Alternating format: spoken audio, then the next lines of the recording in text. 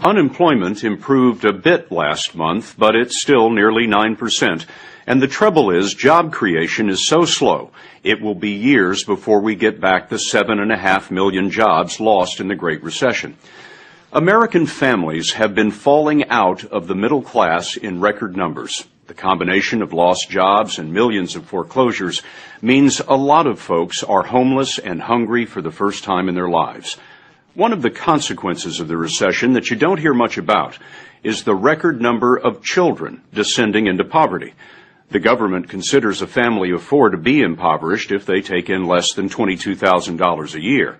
Based on that standard and government projections of unemployment, it is estimated the poverty rate for kids in this country will soon hit 25%. Those children would be the largest American generation to be raised in hard times since the Great Depression.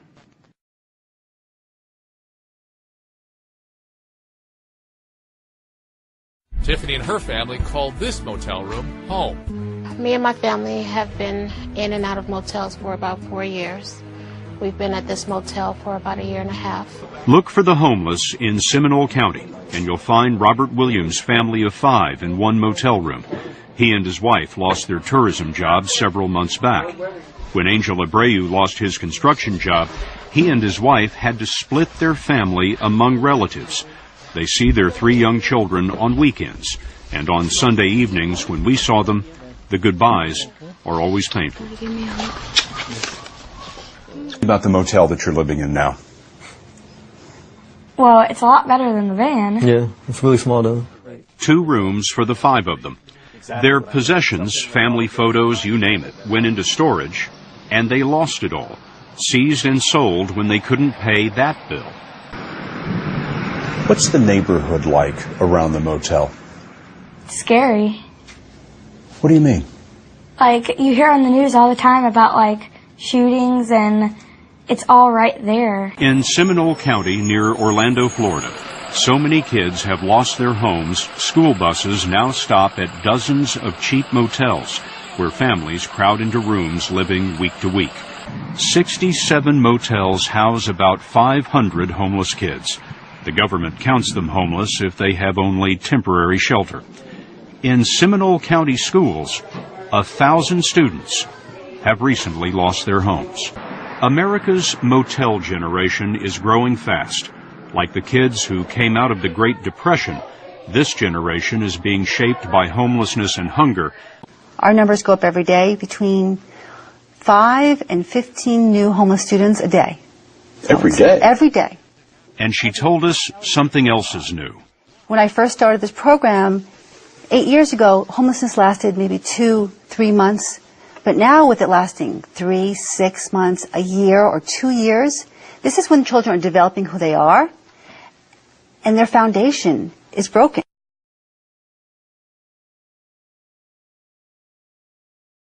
Earlier this year, when folks heard about the homeless students in Central Florida, $4 million in donations poured in. Beth Davalos set up food banks in 41 Seminole County schools. They gathered up clothing for the kids and shelled out cash for motel rooms.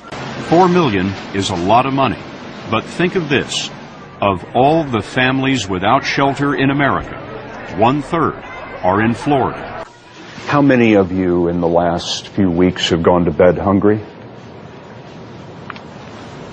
At Castleberry School, students whose families are at the poverty level or slightly above qualify for the free lunch program. Who can tell me what it's like to feel hungry?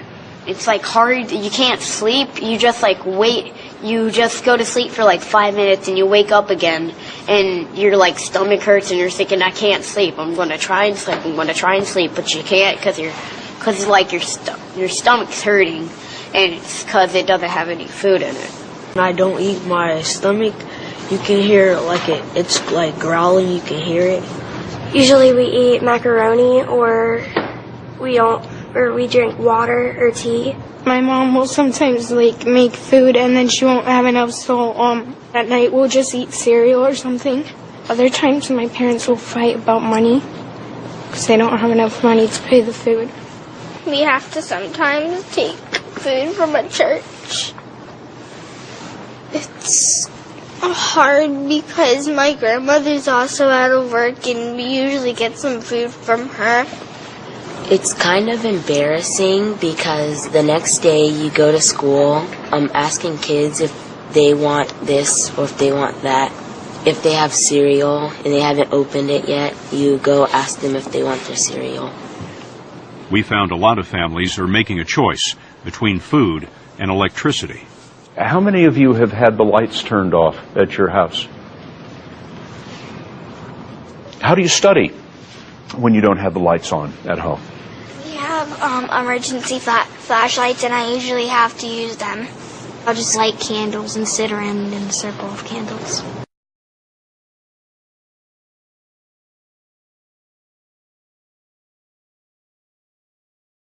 It turns out some families are losing their grip on the motels and discovering that the homeless shelters are full.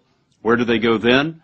Well, they keep up appearances by day and try to stay out of sight at night, holding on to one another in a hidden America, a place you wouldn't notice unless you ran into the people that we met in the moments before dawn.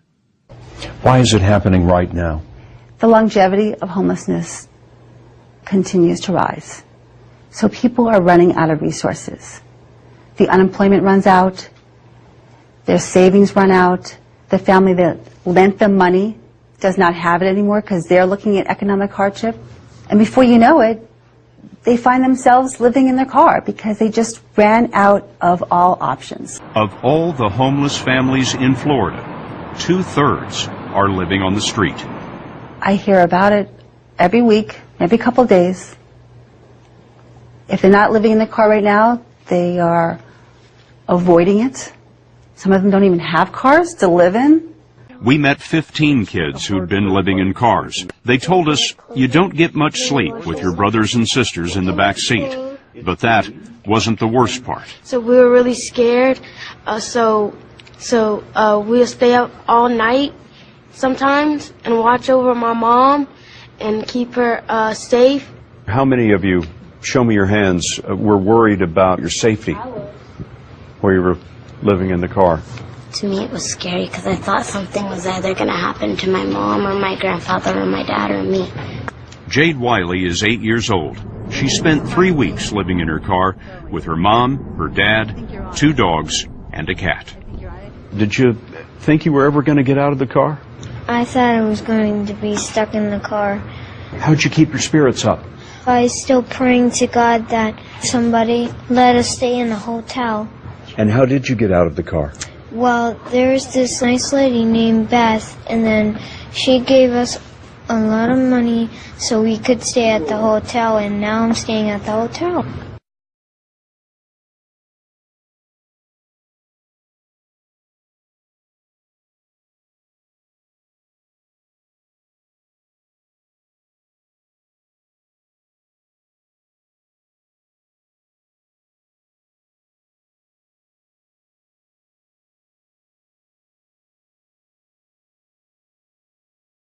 We were having folks just putting up tents just on the sidewalk of our city streets.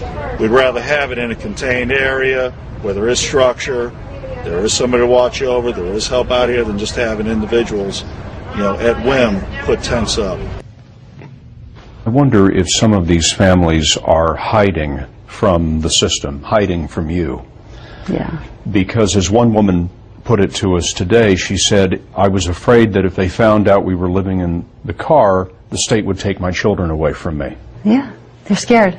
They're very scared. And the reality is, if the state found them in a car, their children could be taken away and put someplace safe for now. But when we find them, we can put them someplace safe. This is what is important, is family is wherever you are, together. It doesn't matter if it is in your house, if it is in one room, or in your vehicle. As long as you're with your family, you're going to make it through all of this that's been going on. All of it. You do what you have to do. There was not an option to take my girls away. I know to be grateful that you have your family and that my mom is really, really, really protective. This opened your eyes to an America that you didn't know existed? Mm-hmm. I can't believe it. We all hear about the recovery, that the recession ended in 2009. But some things are getting worse before they get better, and child poverty is one of them.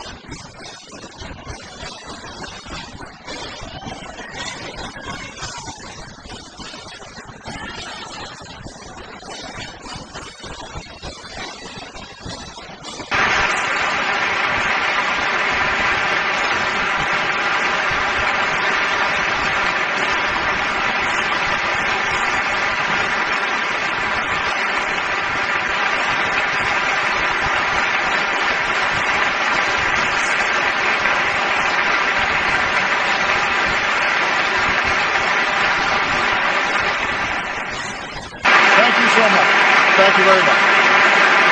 Thank you. God bless. And may God bless the United States of America.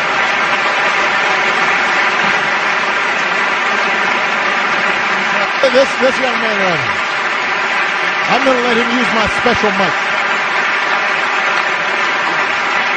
Hey, this is a big guy. Don't go. Oh, come on, man. This is what's your name? Terrence Scott. Huh? Terrence Scott. Terrence Scott. What do you have to say? I have to say why people hate you.